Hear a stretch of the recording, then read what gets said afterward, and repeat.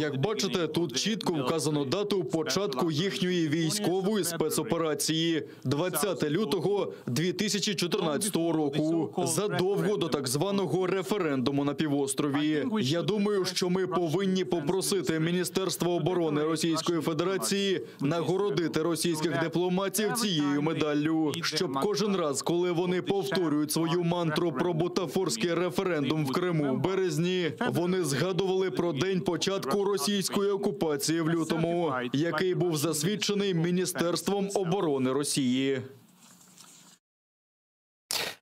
Первый заместитель постпреда России при ООН Дмитрий Полянский вновь попытался опровергнуть информацию о препятствовании для доступа иностранных мониторинговых делегаций на оккупированный полуостров, о чем заявил и на дебатах этой Генассамблеи.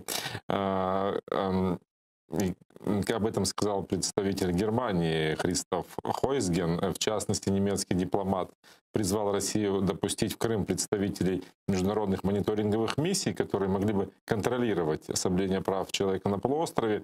А россияне вот в своей привычной иронично-хамской манере ему ответили. Давайте послушаем. Вот мой немецкий коллега опять картинно сокрушался, что мы якобы никого на полуостров не пускаем. Спросите у ваших соотечественников, в том числе из Бундестага, которые регулярно в Крыму бывают. Лично вас, кстати, и мы, и крымчане в Крым приглашали. Может быть, вы просто поиздержались и намекаете, чтобы мы вам билет купили?